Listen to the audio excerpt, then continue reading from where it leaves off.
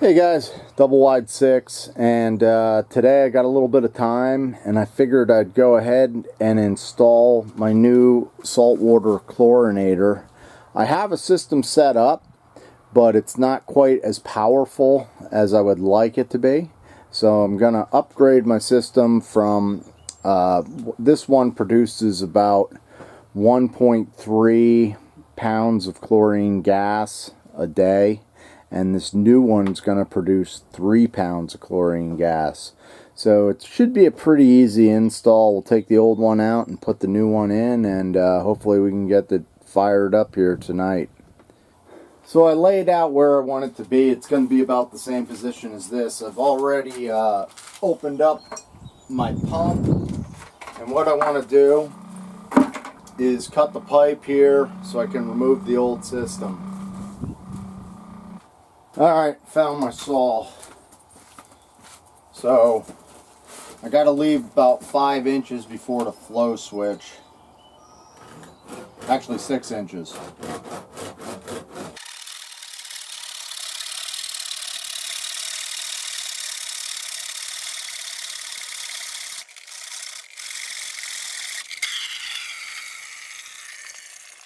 For the second cut, I'm just going to rough cut the pipe about here, and then I'll fine tune it and figure out exactly where it needs to be. I just want to make sure I don't drop this thing.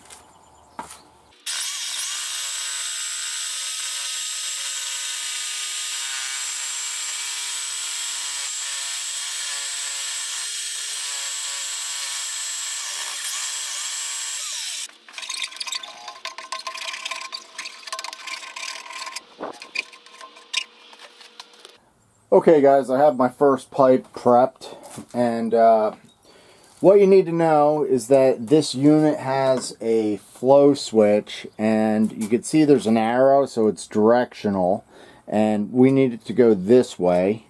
And what the flow switch actually does is it prevents your saltwater cell from burning up in the event that the pump turns off and there's no water inside the cell.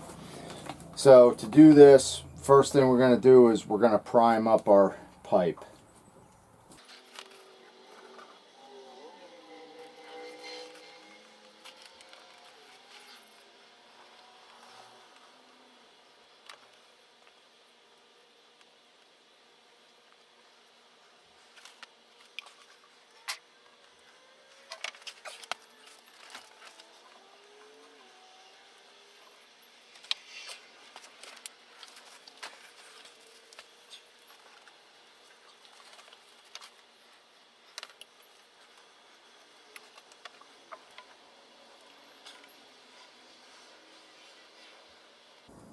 Now that the flow switch is in place, the next thing we need to do is we're going to put this union on here, but we need a small piece of 2-inch PVC so that these two can join together.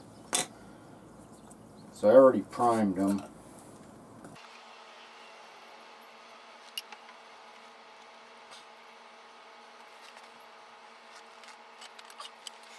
The last part of this side is this screw-on union piece that'll connect to the cell. So we'll glue this right on here. Don't forget, this blue collar needs to be on here. So that'll go that way.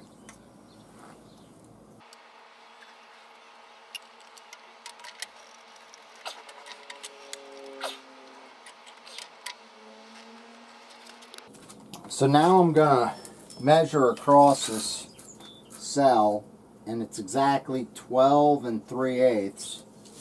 So I'm going to transfer that mark up top.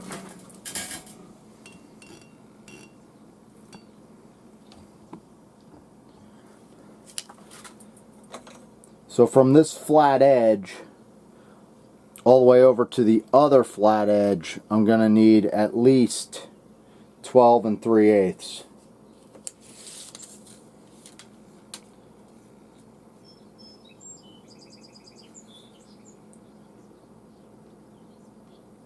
Okay, I'm taking a look at the right hand side union connection, and there's a little lip here that's a 1/2 inch, so I need to account for that.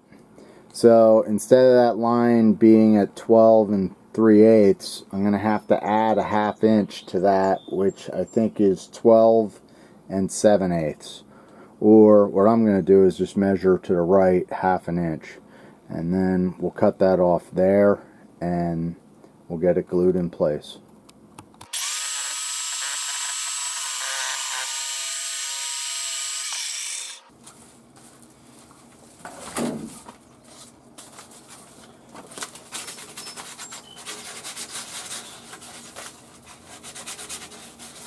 Alright guys, we're on the second side union here, and I have the collar in place. I got the pipes primed, so all we have to do is glue this.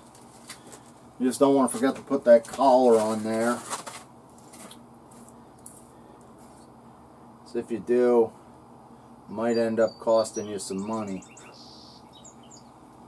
So we'll glue these up, and that should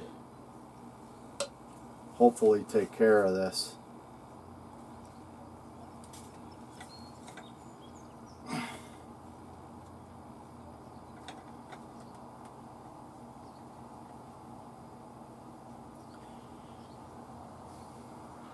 There's a little bit of flex in these pipes if it's off a little. But I took my time and measured it. Should be good. So the direction, this blue side's going to go back here towards your flow switch.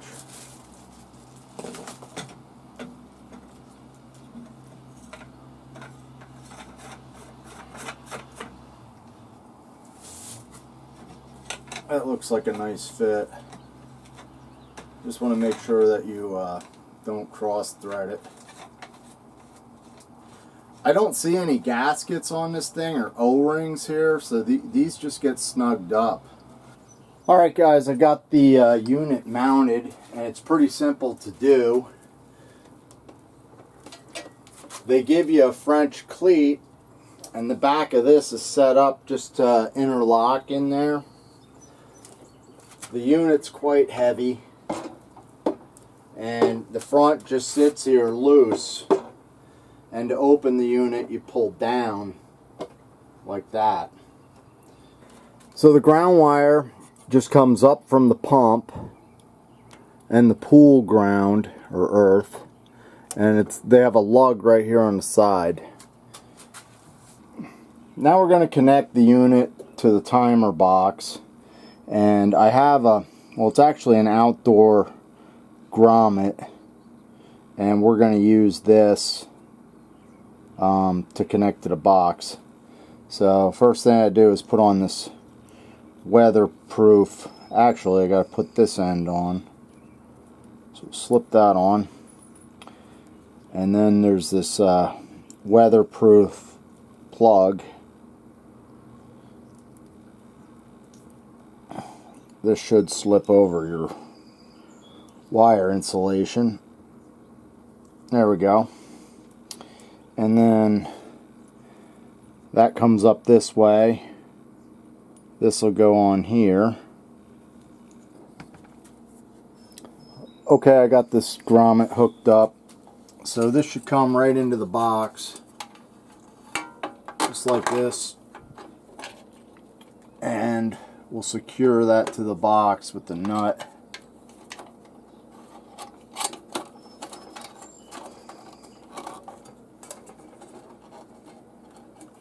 The excess wire on here, I'm going to zip tie, so that'll take care of that.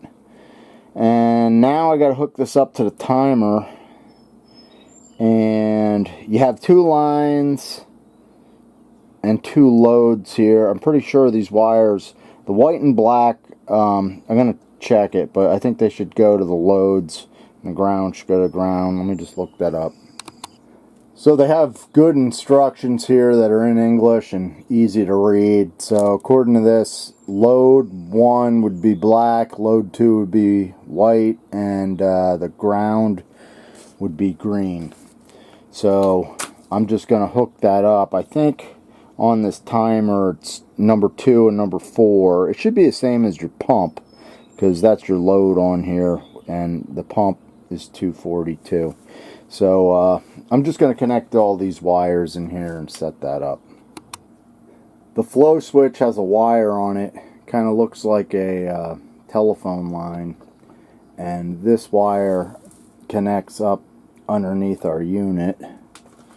So I'm just going to snap that in, and there's going to be a wire from the cell. Oh, and I also found a little baggie that has some O-rings. They're pretty nice. They're silicone O-rings that go on these unions. So we need to put those on, do a little bit of zip tying, and I got to prime the pump, and I think we got this hooked up. Alright guys, I got the pump up and running, and I turned on the unit. I let the pump run for about 15 minutes. It took a little while for air bubbles to get out of the sand filter. I cleaned up the 2 lines. One goes to the cell, one goes to the flow switch. And if you look at this unit, it's pretty neat. It shows you that it's producing chlorine here. You can see it's the salt water turns into chlorine when it runs through these titanium plates. And you can see how it's cloudy there. That means that there's chlorine in that water. And that'll go into the pool, kill any contaminants, and then it turns back into salt water. It's not salt water like the ocean. The ocean has about, I think it's like 35,000 parts per million salt in the ocean, and this is about 3,000 or 3,500 is what's required for this unit. And I don't think I mentioned it, this thing's a Circupool, and this is what the unit looks like. So you can see it's running at 75%. So I'm just going to let it run, and I'll test my free chlorine for a couple days in a row, and we'll see what it's producing. And I want to try and keep that. I like keeping mine at about 6 or 7 parts per million.